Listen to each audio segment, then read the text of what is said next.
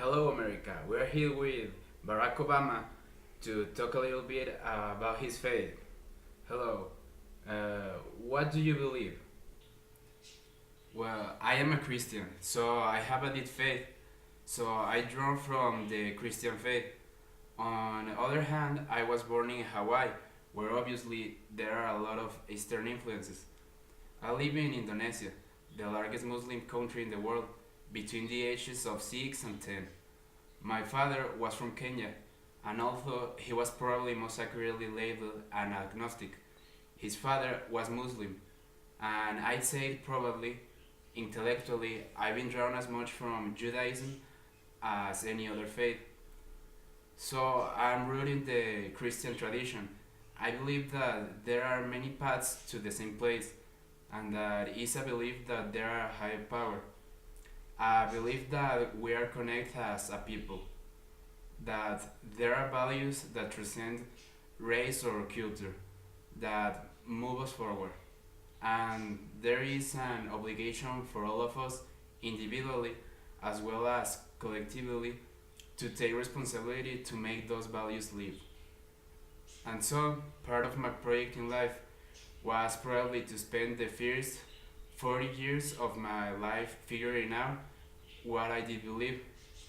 And it's not that I had it all completely worked out, but I'm spending a lot of my time now trying to apply what I believe and trying to live up to those values. I was raised more by my mother, and my mother was Christian. Any particular flavor? No, my grandparents, who were from small towns in Kansas, my grandmother was Methodist. My grandfather was Baptist. This was a time when I think the Methodists felt slightly superior to the Baptists. And by the time I was born, I think my grandparents had joined a Universalist church.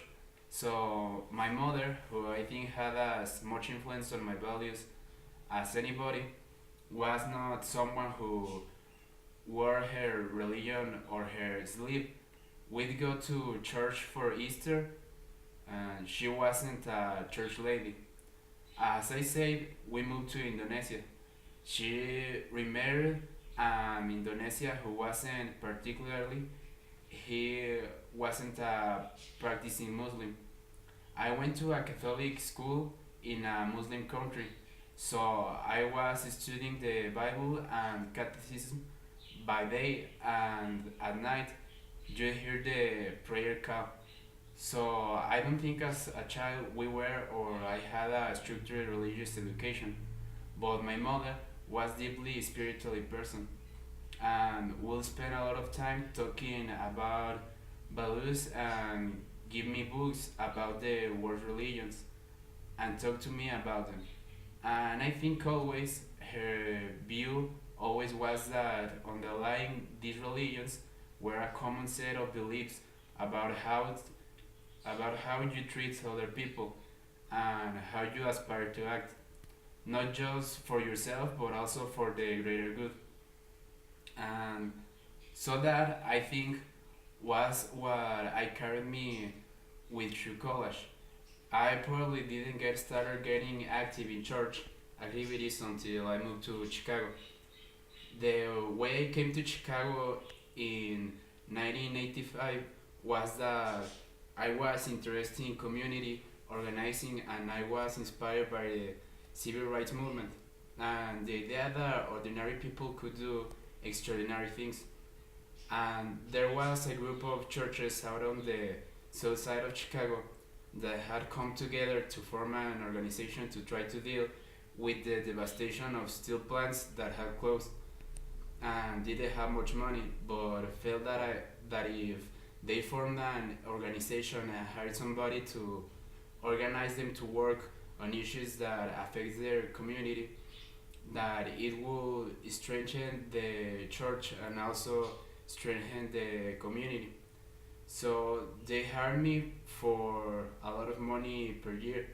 The precisely Zoom and I don't know which one was it, but I drove out here and I didn't know anybody and started working with both the ministers and the lay people in these churches on issues like creating job training programs or after school programs for youth or making sure that city services were fairly allocated to underserved communities. This will be in Ruslan, West Pullman, Eightland Gardens, far south side working class and lower income communities. And it was in those places where I think that having more of an intellectual view of religion deepened because I'd be spending an enormous amount of time with church ladies, sort of surrogate mothers and fathers, and everybody I was working with was 50 or 55 or 60, and here I was a 23-year-old kid running around. I became much more familiar with the ongoing tradition of the historic Black Church and its importance in the community, and the power of the culture to give people strength in very difficult circumstances, and the power of the church to give people courage against great odds, and it moved me deeply. So that one of the churches I met, or one of the churches that I became involved in, was Trinity United Church of Christ, and the pastor there, Jeremiah Wright, became a good friend. So I joined that church and commit myself to Christ in that church. Well, thank you for this interview. It's been a pleasure.